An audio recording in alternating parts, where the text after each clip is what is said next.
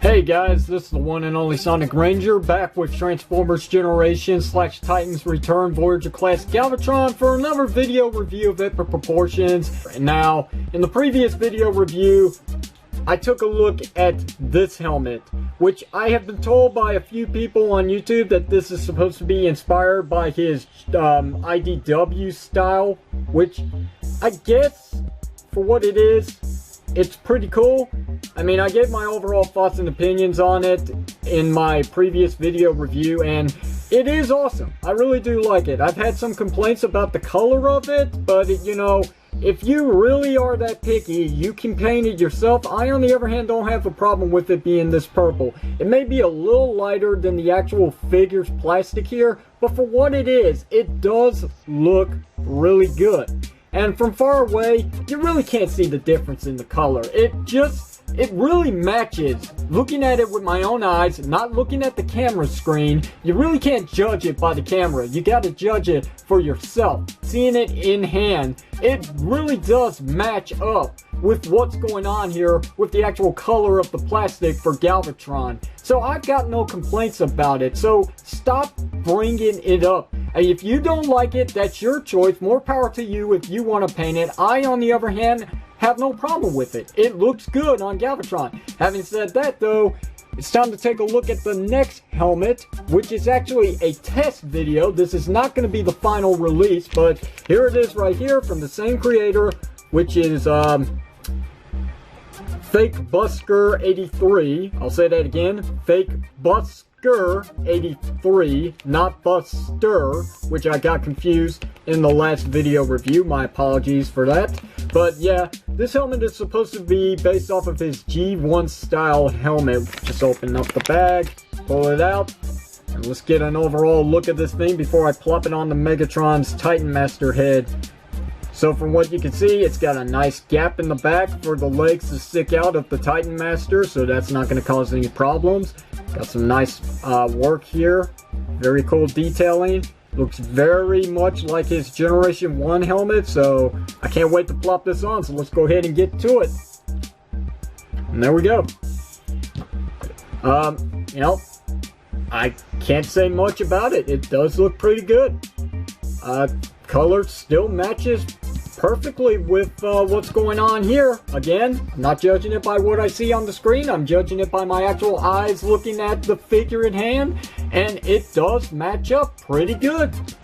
So there you go. There's the complete Generation 1 Galvatron here, and he does look spiffy. I really do like this.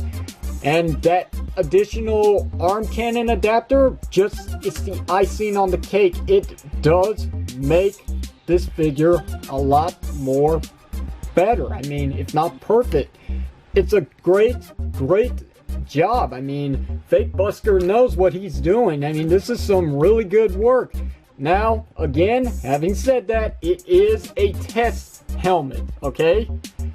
It's not going to be perfect. There's going to be some complications with it that I'm sure Fakebusker is already looking into the process of fixing with all these test videos going out. So mine is probably going to help as well. But as you can see, it comes off very easily. It does not stay on there very securely. As you can see, it does move on the figure because the lining of it, the actual sculpting overall on the inside to match up with the Titan Master isn't perfect, so it's going to cause some looseness to it. It's kind of like the Scourge Titan Master figure, which, you know, we all know is like a bobblehead. That's pretty much what's going on here with this helmet piece, but I'm sure the final version of this helmet will fix this problem. Now, having said that, there's something I did not mention in the previous video review of the other helmet. I'm sure people have already been asking about this, so I'm going to go ahead and answer it for you guys. If you want to, you can open up this chest compartment here, flipping out this stupid gimmick helmet here, but you can take the actual, I'm going to say, third-party helmet here. You can put it inside and put this back down, and you can close it back up. As you can see, it's in there. See? Stored away nicely. So, yeah, it's not going to cause any hindrance to the transformation, and you're not going to lose it. So there you go. It does have a home, which is kind of cool.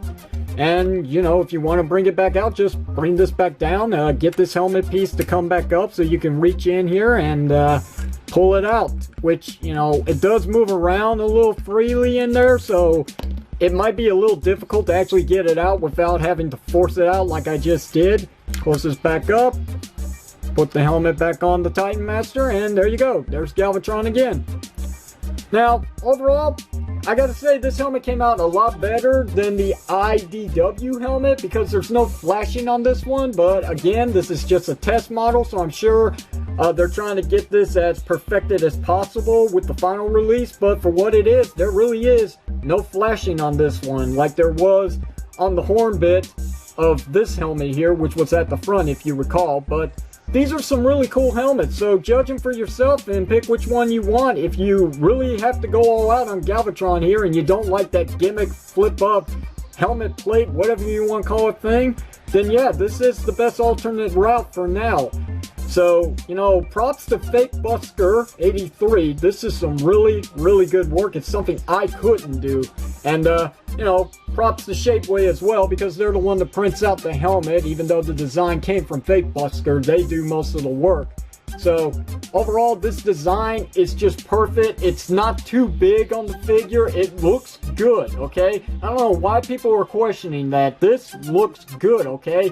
The helmet is not too big. It looks fantastic on Galvatron, but you really got to judge this for yourself. So I can't say anymore. I do recommend both helmets, but if you're really on a budget, I don't know which one to really go with. I guess it's up to your preference. Do you like IDW's Galvatron, or do you like the Generation 1 Galvatron, which this is pretty basically, let's be honest, G1 Galvatron at its finest for the modern day Transformer style. So I guess you could go with this one overall, but I just wait until the final release because I know a lot of people are going to complain about how loose this is on Galvatron.